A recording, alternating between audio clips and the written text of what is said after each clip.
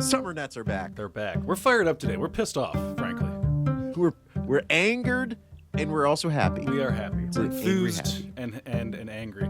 Hey, we should maybe also appreciate the fact that Cam Thomas is like a legendary Summer League scorer, which is also part of the perspective. And he's 19 years old and he's fantastic and amazing. We did really like hone in on there's like other stuff that I think he needs to do and expand upon his game and all that stuff. And we're going to talk about all that.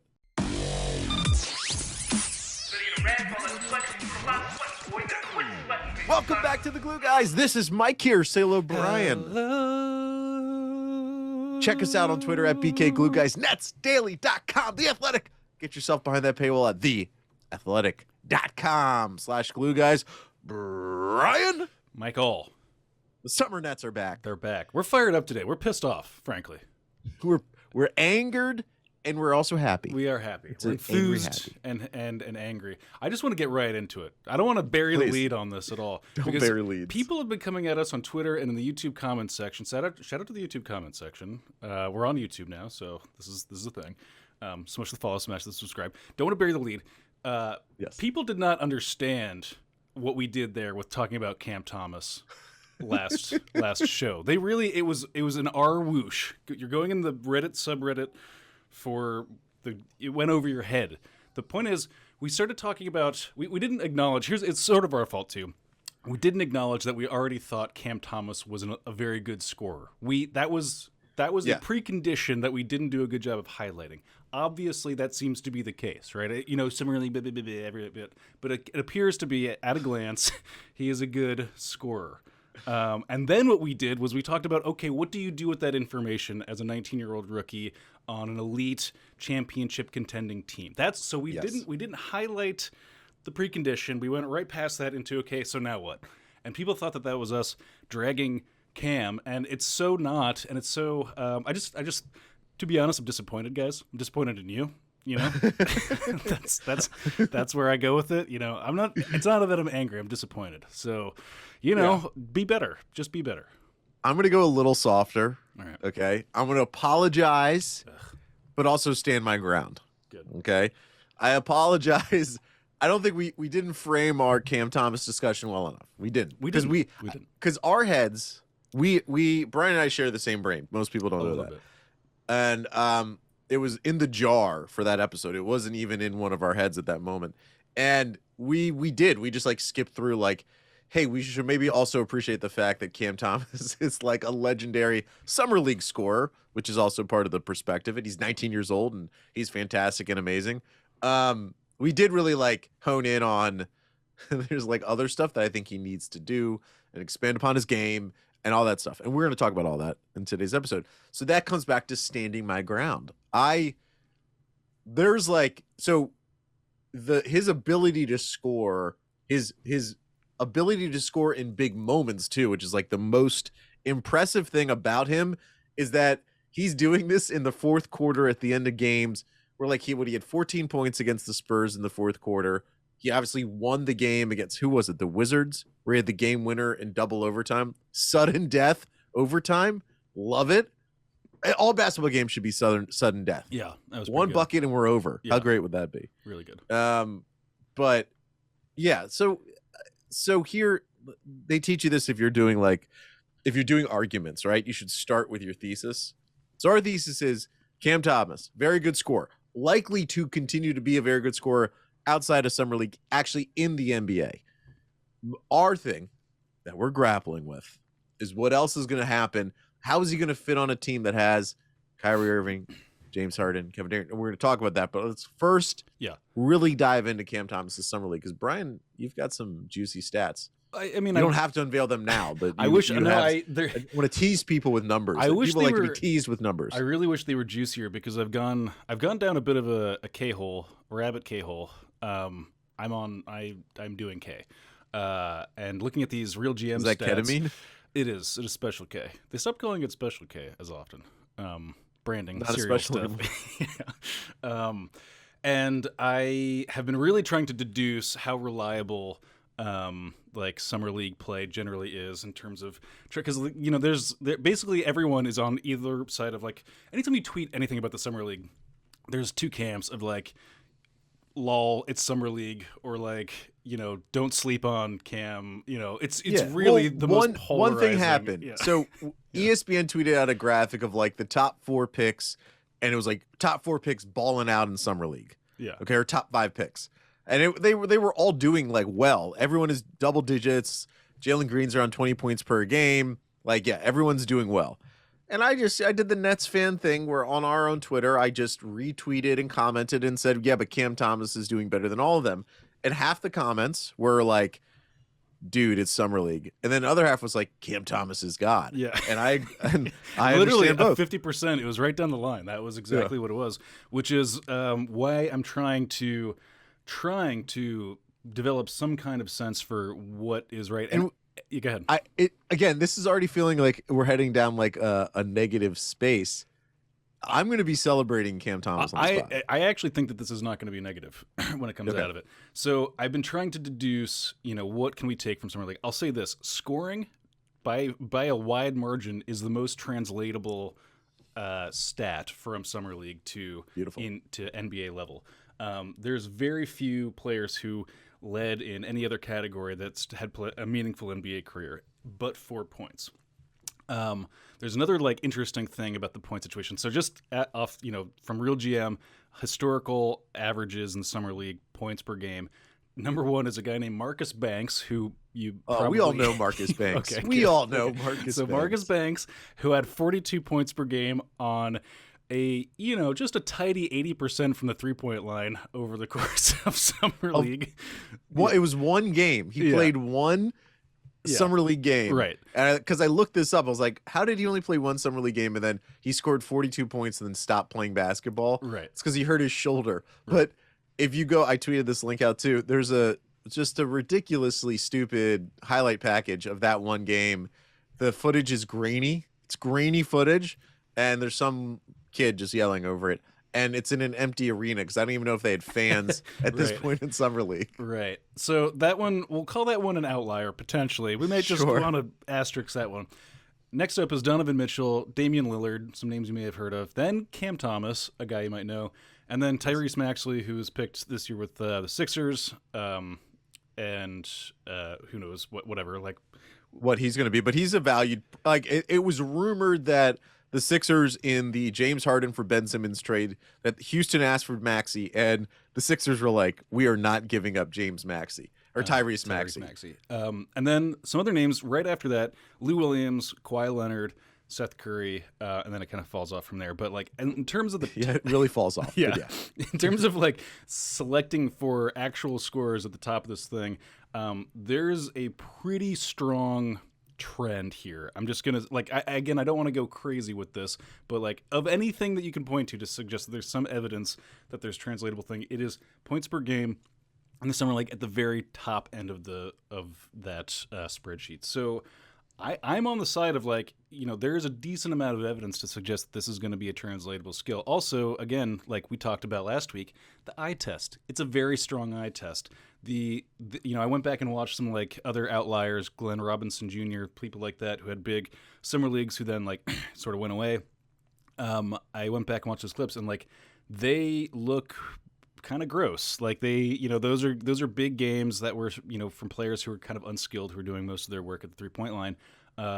Cam has a very deft and mature looking step back three that it alone passes the eye test. Like that thing is the one against the Spurs to put it up to 98-94 that basically won the Nets, sealed the victory for the Nets. If we can talk about victories in summer league, I think we can. It was legit. Like so we've talked about this and Cam has talked about this. Kobe is Cam Thomas's like hero, and Kobe's footwork was like amazing, and Cam's footwork on that shot was bonkers. It was like jab, step in, quick jab out, and jump for the jump backwards for the three, and it was like flawless. Yeah, and that is something that he will be able to do in the pros at any level. He's going to have that in his bag. A fun exercise, just as an aside, is to go through the historical NBA Summer League leaders. If you ever had a doubt that per 36 is a jank stat, I do strongly encourage everyone to go check out the per 36 numbers for historical NBA and see if you can name some names. I mean, Derek Jones is on there, but other than that, like leading is Hank Thorns, then Johnny Flynn. You're Johnny Flynn, like from your guy Moses Brown.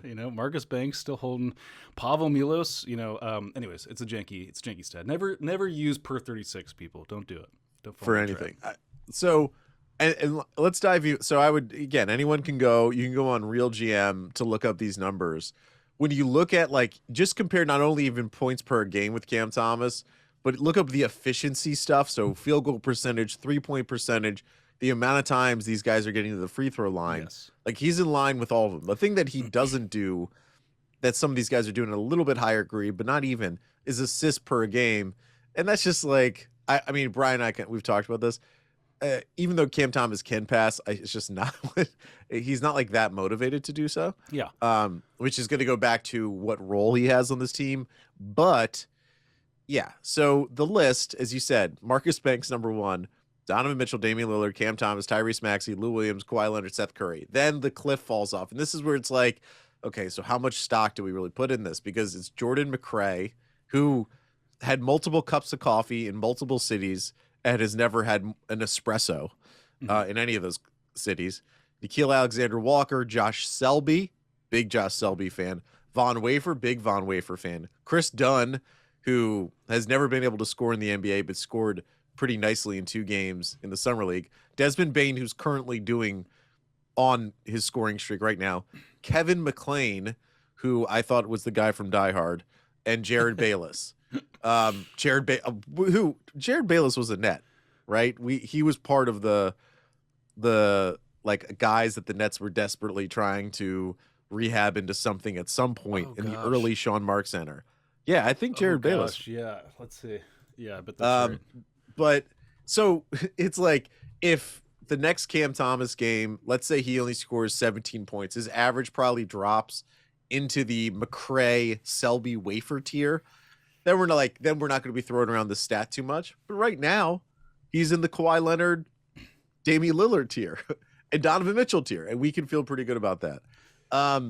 He's played incredible, and he's been exciting, and he's been the MVP. I mean, how could he not be the MVP of the Summer League right now? I don't know. Do they give out that award? Is that an award? They do. That's one that was actually shared. Here's a fun stat for you in 2012 between Josh Selby and Damian Lillard. So, and Josh Selby, I think he went to Kansas, and he was like a highly ranked recruit type big. bro. He was a big guy. And Damian Lillard obviously was not right coming out of where Morehead State or wherever he went. I also think just in looking at this list, like there's putting on the qualitative analysis cap here, that there's like some level of interest in like those are all Donovan Mitchell through Seth Curry. Those are alpha chads. Those are guys who want to go out there and call their own number. And I think that's like in and of itself, there's a sort of self-selection process that leads, hyper scorers into those positions. Like in Summer League, they're like, I'm the kind of guy at 19 years old where I'm branding myself a scorer from day one, and give me the ball because I'm going to put it in the hoop. There's like there's like kind of like a interesting self-selection process for that. Cause like after, a while, a lot of these guys, these are not gunners. These aren't killers down this list, but at the very top, there's a lot of that. So I don't know what that's an argument that I'm workshopping, but there's something there. I feel like. The thing that's been kind of crazy about Cam Thomas, I mean, I know there's like 10 fouls per game for a player, but he gets to line at an elite level. Now, I can be like skeptical old man and be like, rookies aren't going to get those calls in the regular season, which I don't think they will. And there's an element to his game where like he is super crafty and he gets to the bucket, like where some guys drive down the lane and they don't quite even get to the rim and they still try to get fouled and they don't. Where Cam Thomas is getting like around the, he did an amazing drive to the basket where he was on like the left side of the lane coming in, and he made like a jump step right around the hoop where he should have been taking the layup on the left side of the bucket, and got all the way to the right side and scored a layup over, I think it was Joe Wieskamp of the Spurs, or however you say his name. And like he does those little extra things that shows that he has the little bursts of athleticism that you're going to need. I mean, how could you not be excited? We all should be. This is great. And this is fantastic. You know what's gonna suck is that like the people now, the YouTube comments are gonna be like, "You guys are you're drunk on the Kool-Aid, boys." That's what's gonna happen. So there's just no way to win. But trying to be thoughtful about this, about Summer League, is tough. Trying to talk about it at all without getting roasted in the comments is lame. It's why it's important to watch Summer League, because you can realize that the game is pretty messed up. Yeah, it's a pretty disorganized game. Can we talk about? We're gonna get back on Cam Thomas for a sec, but like Reggie Perry, is that done? Is he done in Brooklyn? That's a strange move. I've not seen that ever. Like a mid Summer League GTFO. I've not seen that before. I wonder if his agent. I mean, I don't know why an agent would say. I mean, it says he's still in net for now. They've rescinded the qualifying offer. That doesn't mean that he's gone. With Friday's deadline, this is reading directly from the New York Post. But Perry is still with the Nets and he's still practicing with the team. Like we don't know what's going to happen with Reggie Perry. The buzz out of camp last year was that like Reggie Perry was like this exciting weapon that they thought they were going to be able to use all year long. And he just obviously he played like okay in moments, but he didn't do that well during the year. There's a reason why he didn't play a bunch. They could have used someone like him, at least his talent level. But like you're saying, I guess it must have just been like a weird NBA scheduling thing that they had to rescind the offer or keep the offer for some reason in there. He doesn't seem like a bad enough guy to just be like, hey, Reggie, please leave Summer League. Yeah. Please leave Las Vegas, unless there's something totally awful happened in Las Vegas that we don't know about. But I mean, it's Vegas, baby. So Cam Thomas, elite bucket getter, gets to the free throw line. I mean, he's averaging about 10 free throw attempts a game, shooting 85%. And the whole sort of Cam Thomas experience, it's like there's a lot of like bad mid-range shots, but he has incredible step back three ability. I would like to see him take a set 3-point shot. Like, I don't even know if I don't know. Do you think he even practices just receiving a pass and shooting from three? Like, I feel like he has to do something else in his game to get open, to get a 3-point shot off. Because he probably his whole career, he's never just been like wide open from three. In high school and in college, he always would be the guy with the ball. I would like to just see that. I would like that little element. But getting to the line at this level and being sort of that fearless to get to the basket, knowing that you're an amazing free throw shooter, is, I mean, that's a translatable skill. He's got a really nice and slow and deceptive little shot fake. That's like all those mid-rangers are coming after the effect of like taking that or like doing a pump fake on that stationary 3-point shot that he, to your point, seemingly doesn't want to take at all. But it's a really slow first step that's just like kind of like just a really it's we used to say this about D'Angelo Russell, which was like timing beats speed kind of thing. Because like Cam Thomas is he's like fast enough, but I think he's much more of a like catch you slightly out of position scorer. And we were talking about this last week too. He's way thicker than you realize. Like at first glance, he's got a nice body on him, Mike. If you don't mind me saying. I mean, and when we come back from the break, we're going to talk about the role Cam Thomas may actually have on the team this year, when he's actually playing with Kyrie Irving, Kevin Durant, and James Harden. I want to hear what you think of Day'Ron Sharpe being on this team too. I do. We'll do that too. But before we go to break, regardless of like how it shakes out this year, and definitive statements off of Summer League when it involves 19-year-olds and Brandon Knight and everyone in between, it seems clear that if the Nets can develop Cam Thomas enough, that there's so much there to work with. Yeah. Like that, the fact that he already has all this ability and that he isn't like, there are like, I'm thinking of people like Jimmer Fredette. Like there's those college all-stars who can get buckets in college, but like once they get to the pros, it's like done for them. Cam Thomas is like totally different. Yeah. He actually has like athletic ability. Old Jimmer. Where old Jimmer, like that class of college athlete can't do that in the pros. I have they're totally different players, but when we come back from break, I'll have a comp that I think could work out for Cam Thomas in terms of the role that this person played on this team and how Cam Thomas may play for the Nets. Good. Great. And we're back.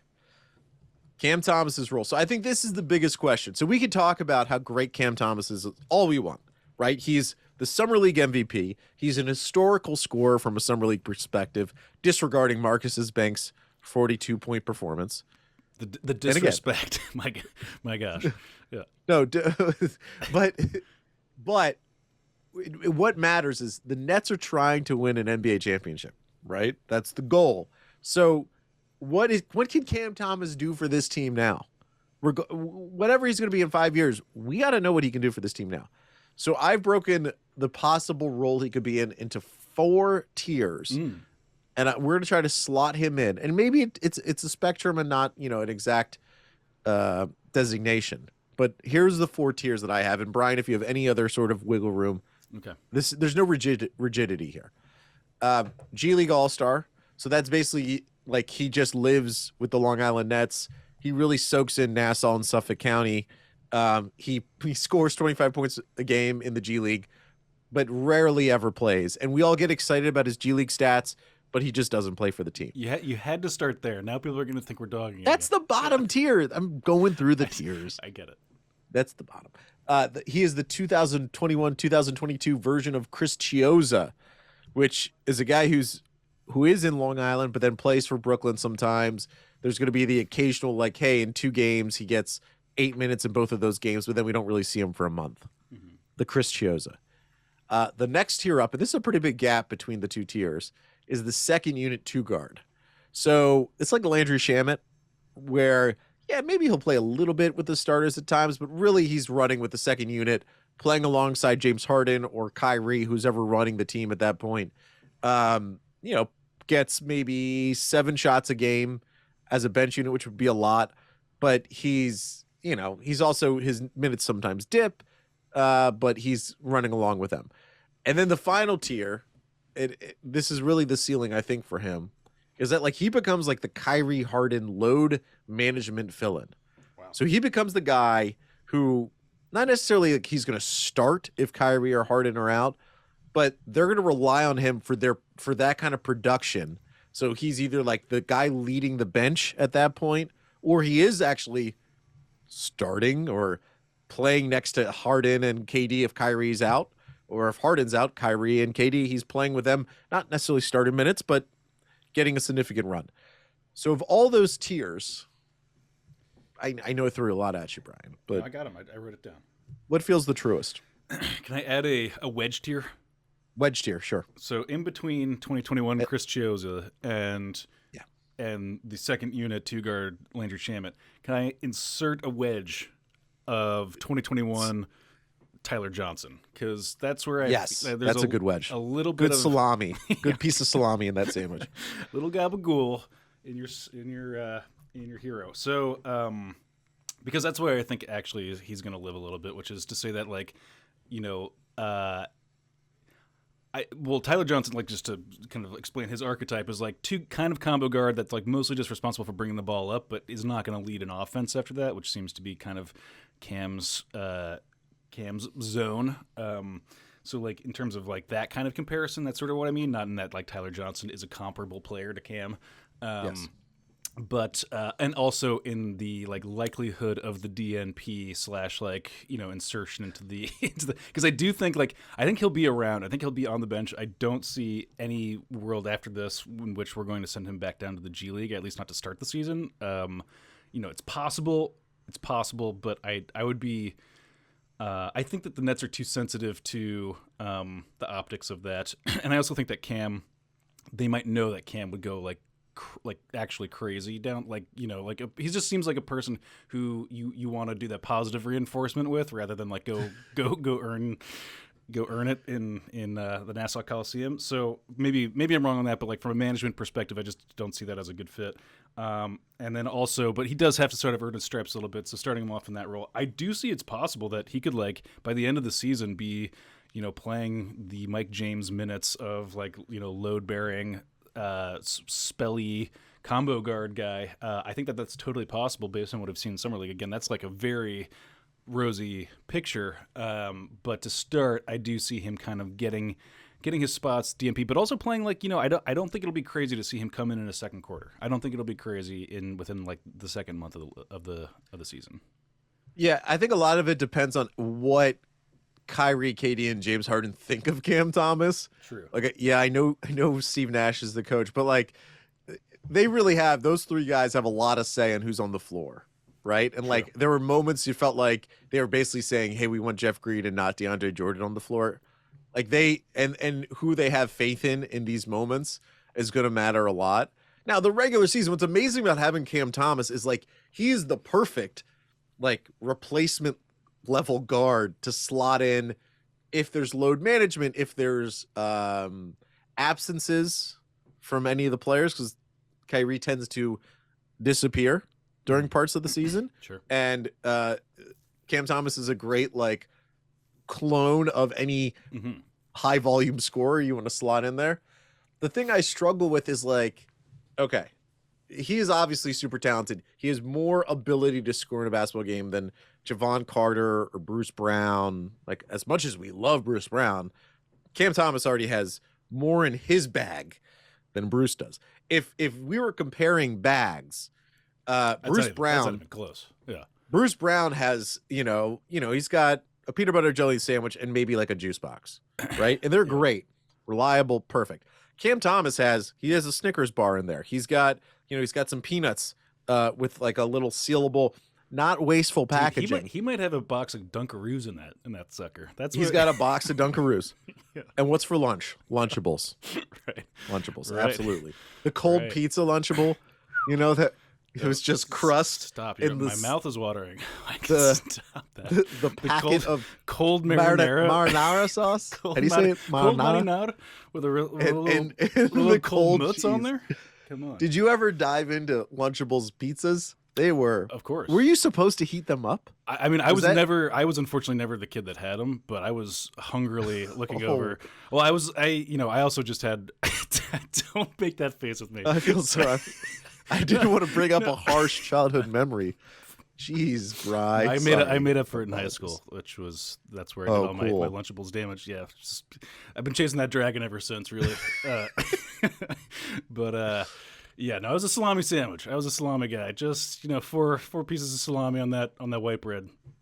That's all I need. That's all I need to get through. Good for you. It's got this beautiful figure.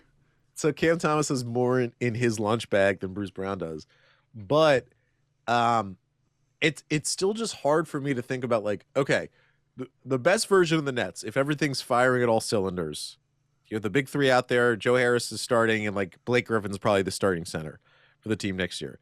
The bench unit, and this is a fun discussion, and we're going to have this like a million times, is like one of Kyrie or Harden is running the bench unit while the other two sit. You're going to have, I guess, maybe, let's say Cam Thomas is out there. And if he's out there, then who else is on the floor? Nick Claxton, Bruce Brown, and James Johnson or Bembry, or, I mean, something like that, right? You really want, with surrounding James Harden, you want shooters. That's all you want. You want shooters and a pick and roll big man. So it could be Day'Ron Sharpe at certain moments if Claxton's, whatever Claxton's doing, like if Claxton needs rest or whatever. Cam Thomas is like a fantastic shooter, but he doesn't shoot in the way that it plays off of a guard like Harden, right? Cam Thomas needs to play like Harden to get off his shot, at least as far as we've seen. That's why I'm excited to see, can he stand on a place in the 3-point line waiting for James Harden to suck up the defense, and Harden pass him the ball and Cam just shoot it and not try to do, the Kobe moves or the Carmelo with the Knicks type moves.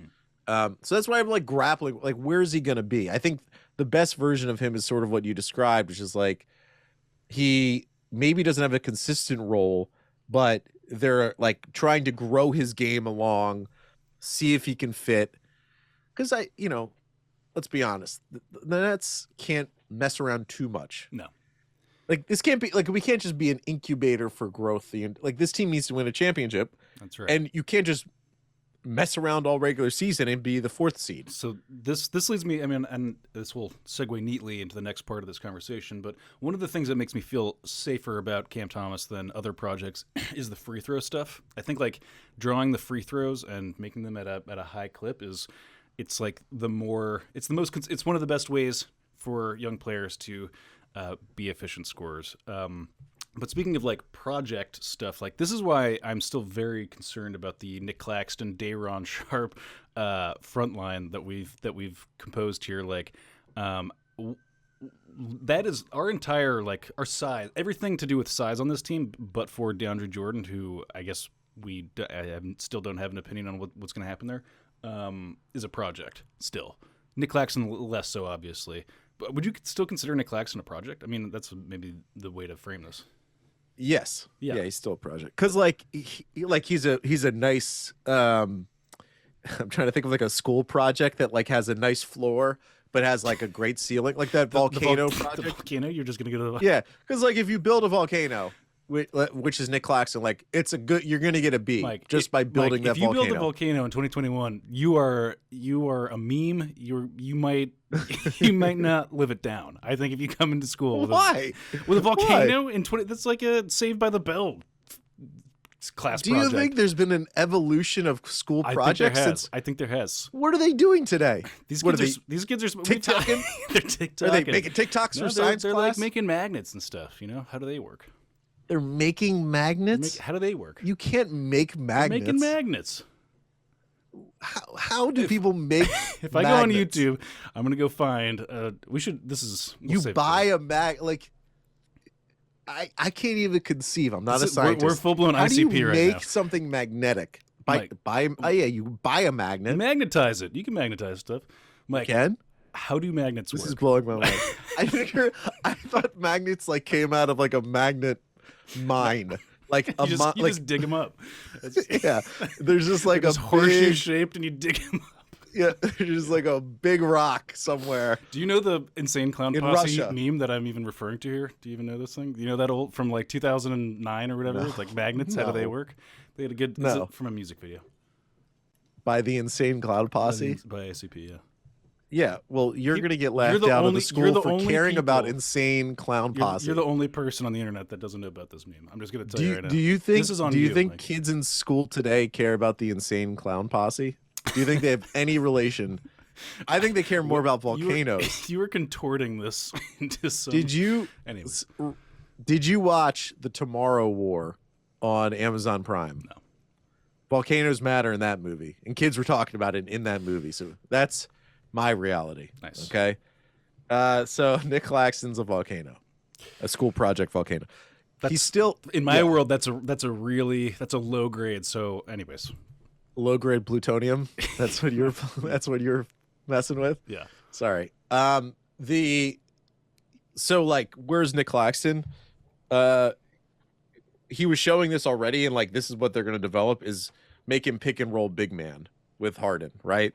Like he was developing a nice chemistry with Harden as the pick and roll big man. I think they're just going to dive deeper and deeper into that on the offensive side, and the defense is just like continue to be active and scary.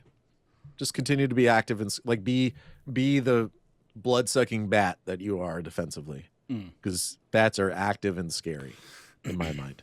So I guess the whole question that I'm trying to build up to is like, where do the Nets stand on projects in general? Like, are we so project averse that we won't even like get Cam Thomas to the big show, or are we pretty into projects by virtue of the fact that we're going to have Nick Claxton out there maybe playing 30 minutes a game or something crazy, who knows what, who's still very much in project territory?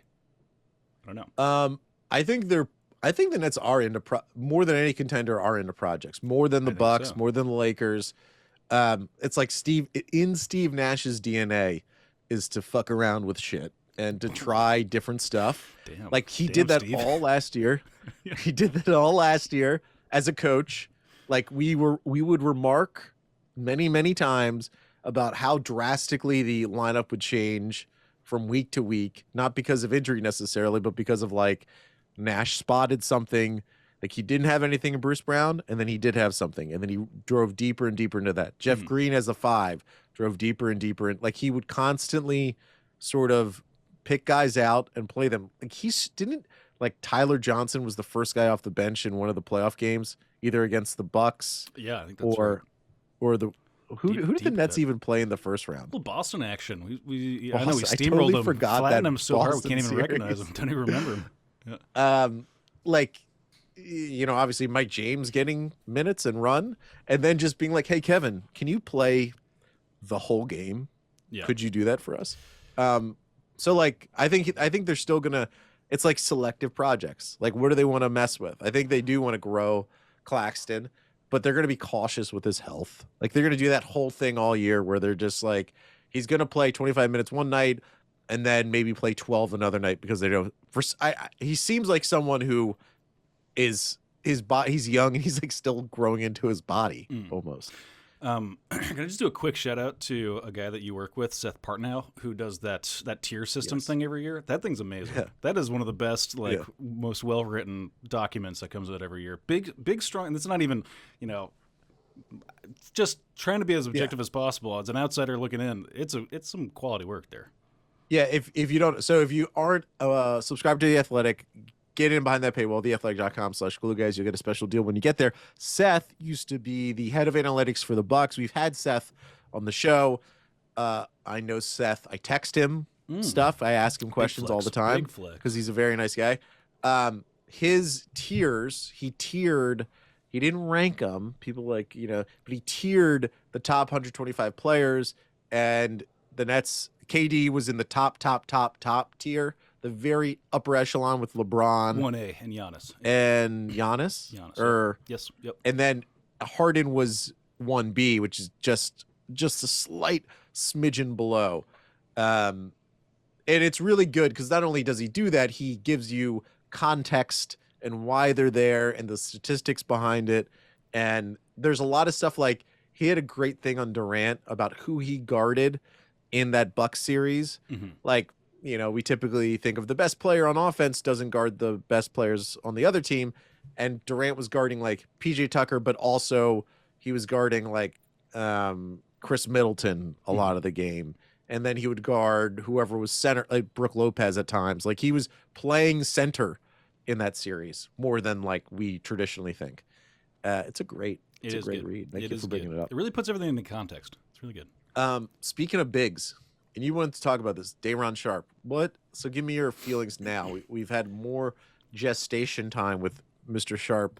What's your feelings right now? Well, just from what I've seen, I don't want to get too ahead of my, because like this, especially big men, I feel like are tough to sort of appraise at this particular level. So like, I guess I'm like reticent to say whether like I think that's going to be good or bad. My only concern is that like as far as size goes into having just like that as in our quiver next year, we've got DeAndre Jordan and Day'Ron. A little bit from what I've seen of Day'Ron suggests that he is not ready to be an interior defender at that level. I'll just say it like that. I'm a little concerned about his ability to like pick up a guard if he's being targeted in that way. So if we're going into next season and Day'Ron is our big meaty guy, playing our Jason Collins role, that might be problematic for me, Mike. I'm just gonna say it like that. Yeah, and it should be. He was the 29th pick in the draft. Yeah. He shouldn't be relied upon to be the big defensive presence on a championship team. He should not. So I don't know what we're going to do, but we have to. I feel like that's. I mean, if there's any hole in our roster, it's. I mean, DeAndre Jordan is. I don't know, maybe that role, but in lieu of that, we're hurting there. Yeah, and like Sean Marks himself has said, rebounding is our biggest weakness. Basically, there was some discussion like, hey, can Alize Johnson feel that? I mean, he's getting 10 rebounds a game in the summer league. I'm actually, I don't know. I'm a little more off. I love Alizé. I'm a little more off on him. He looks smaller out there than I remember, which could just be the summer league camera angle. Yeah. But he's getting 10 rebounds a game, so his size isn't affected. But like, he's not a 5. Of course, he's not a 5. But like, I'm a little worried. I think Alizé like stands out at the NBA level because he's like a chaos agent. But at the summer league level, there's a lot of chaos agents. So he just kind of like gets thrown into that muddled pack of chaos. Whereas he's like a kind of an outlier in that at that level. So it might not be a great fit for him. I know you didn't watch Loki, and I'm not going to ruin Loki for anyone who hasn't watched it. Spoiler alerts, everyone! Watch out! Here comes Mike talking about a show you love. The whole show's about how there are variants, multiple variants, and multiple realities. And there's a scene where there's a bunch of Lokis together, all creating chaos. And in each reality, one Loki stands out. But when they're all together, they're all just creating havoc with each other. That is Alizé. Alizé is is amongst many versions of himself, many variants. Yeah. The big issue. So like, here's the obvious solution. LaMarcus Aldridge wants to come back to the NBA, possibly. I mean, we've talked about it before, but like, do you kick the tires again on Mr. Aldridge for playing basketball? I forget how you feel. My feeling is even if you take out the health condition of which who knows, whatever, that's not my place. So take that out. He has the body of the person that you want him to be, but he isn't that guy. That's the problem with LaMarcus Aldridge. He wants to be shooting elbow jumpers. We don't need elbow jumper shooter guy right now. That's the thing with him and Day'Ron is that they're just similar shaped. They don't do any of the same things. We want a guy who's like Day'Ron, but is actually is older, mature, and has done this for a while. We need time machine Day'Ron. We need Day'Ron 4 years from now. Put him in the cryo chamber and mature him up. But you know what I'm saying? Like I like LaMarcus and I would want him on the team, but that's not the role we're talking about.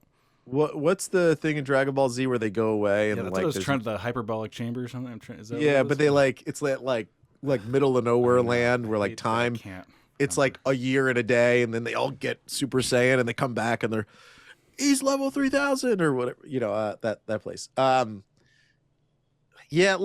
the more and more I think about it, like LaMarcus Aldridge is a pretty obvious ad if he wants to come back in the NBA and they need a big body. But the thing is, like, you would think they would have already have signed him if they were interested. Like, they would have had a workout.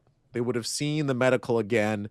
If we're going to trace it back, it was the Nets medical that saw and spotted that LaMarcus Aldridge had the health issue. And, within consultation with him, we're like, hey, you probably shouldn't play basketball. So the same medical team would then have to be evaluating LaMarcus now. And I would imagine they wouldn't feel all that different, like maybe they would. Obviously, I'm not privy to LaMarcus Aldridge's medical information. You're not texting LaMarcus Aldridge like you are with Seth. Respect HIPAA. Respect the HIPAA. HIPAA is a constitutional amendment, but so I would think the same medical team probably wouldn't be like, hey, yeah, he's fine to play basketball. I'd push for Boban, but I think Boban was always going to go back to Dallas, from what I'm understanding. It's just like, then who's the buyout candidates? And I think that's a pod for us to do, like project the buyout candidates, basically look at which NBA teams are going to be really bad at basketball, and then be like, okay, do they have a big, goofy-looking guy on their team? Yeah. Can we have him at some point this year? Because the Nets are going to have the same situation. They're going to be really good, and there's going to be teams where stars. I just thought of a name, Bri. Okay. And let me ask you if this guy qualifies. Okay. Kevin Love. If I had an index card right here with a name written on it, I wish I had it. I wish I did it. Does Kevin Love count as a big, ugly man that you'd want on the team? He's gorgeous, so he's not ugly. He's probably not even that big, and apparently he can't even play basketball because he was essentially banished from Team USA. Did you see what Jerry Colangelo said about Kevin Love? I didn't. Was it just a conditioning issue? Like, what was his deal? Jerry Colangelo, who runs Team USA, who picks the players basically in consultation with, Popovich or Krzyzewski or whoever's running the team, said publicly that like Kevin Love, we weren't thinking about Kevin Love. He called us and said, "Hey, I'm in great shape. I want to play for Team USA." And they were like, "Great." Wow. And then Jerry Colangelo said, and when he got here, he was not in shape and he was not ready to play basketball. Wow. And that is like that's bad. You don't you're want to hear nuking that. Yeah. any trade value or possibility. Like, remember the narrative going into the Olympics was like, oh my God, maybe Kevin Love is he back and he's going to rehab his value in some way and some contender's going to want him. And it's continued to go deeper and deeper away. Yeah. But if he was bought out and would you want, is he the Embiid stopper? Like, this is why. Is he the Embiid stopper? So Brian? Blake Griffin was so obviously sandbagging the Pistons when he left. Like, he was like, it was so clear that was happening. Versus, it is not that clear with Kevin Love that his rehab is like super duper imminent in the same way that it would be for Blake Griffin. And we just don't have time to play around with these kinds of projects, Mike. We need a real solution here, and we're an elite championship chasing team. We get it. This is 2018 Nets thinking right now. What we need to be doing is 2022 Nets thinking, which is like getting, Kareem Abdul-Jabbar off the wire, back in the 70s. I'm just saying, like, what we do, like championship teams, we just get whoever they want off the wire somehow, some way. That's where I don't know what those names are. I don't know. I don't have an example of that. That's why I pulled off a terrible example in Kareem Abdul-Jabbar. But you know what I'm saying? Like, I want a real, ready to go, not rehab project dude to fill that gap. Yeah. So they have one on the team, DeAndre Jordan, which we've talked about before. It's like, hey, it seems like he's going to play this year, which is crazy. Just some light. So Kevin Love is a guy that could be bought out. He's not a center. He's super broken down. So I don't know, the only reason why he would be here is that he's really good on Instagram and we seem to like Instagram people on our team. Derek Favors was traded to the Oklahoma City Thunder in a salary dump. I think he still has 2 years left on his contract, but like it could be a buyout situation with him. He averaged 5.5 points and 5.5 rebounds last year for the Jazz. I read a thing about them like really disliking him this year. The Jazz. I forget what exactly was happening, but something was not going well. Well, he is declined pretty rapidly off of. So from 2 years ago, when the Jazz were so excited to sign him to the mid-level exception dollar figure, he was averaging about 12 points per game and 7.5 rebounds, 1.5 blocks on 23 minutes. Like that, he started next to Gobert. He was a big, beefy dude next to Rudy Gobert. Then he was traded to the Pelicans, and that was 2018 to 2019. He's basically gone down and down and down in the past few years. He is on this Thunder team that is obviously like they have no value. They have no use for Derek Favors in reality. If he's like a buyout guy, homecoming, bring him back to the Nets. Does Paul Millsap have a job yet? You are obsessed with Paul Millsap. Obsessed. I haven't brought him up in months. He can't play center though. He can't. He's a little too. I mean, I know he's like a really stout dude and all that stuff, but like he's not. Like, and so like the funny thing is we're so oriented around the Embiid stopper that we maybe should disorient ourselves because the Sixers are who knows what they're going to be next year. So to care that much about Embiid, but the Bucks won the championship. The Heat are going to be good with Bam Adebayo. Bam's actually probably a little bit easier for the Nets to grapple with than Embiid would have been. The Sixers will be good, and out west, it's going to be Anthony Davis. It's DeAndre Ayton. Like they're, obviously maybe the Nuggets are going to be healthier this year. I don't know if Jamal Murray is going to come back, but Jokic MVP, he matters. So I don't know. We'll see. We'll see if the Embiid stopper is ever necessary. What's up with Ben Simmons? What's going to happen with him, Mike? Get an opinion? He's going to get bought out. He's going to go to the Nets. There you go. Perfect. No, and you're at center. No, he's not going to do any of those things. Brian, I think this is a good place. Yeah, let's end to it here. stop our pod. Oh, I did promise going into break. I did promise that I would compare Cam Thomas to someone on another team who was in a role.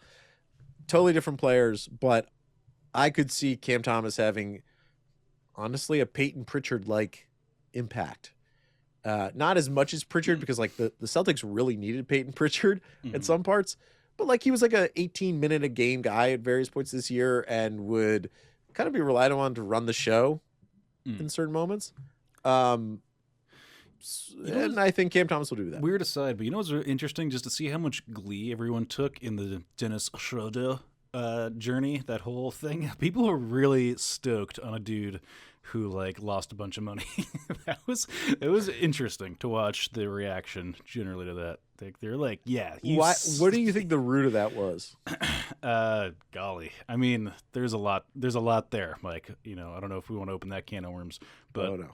But I think that like, yeah, I think it falls in line with a lot of the decades-long conversation about overpaid prima donna NBA players, so on and so forth. And to see one, miscalculate their worth there's a Schadenfreude in there that's interesting. Did you watch the Malice in the Palace documentary on Netflix? So many people, though, I've watched It's it. all right.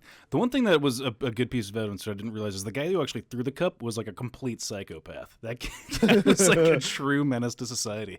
And Really? Yeah, he was like basically like the Joker. He was like a living embodiment of Joaquin Phoenix as the Joker. So yeah. It's not a great comparison. It's who he is, man. In movie history, not where you want to be. No, on the Joker scale. But it's okay. It's all right. I give it a B. I give it a B minus.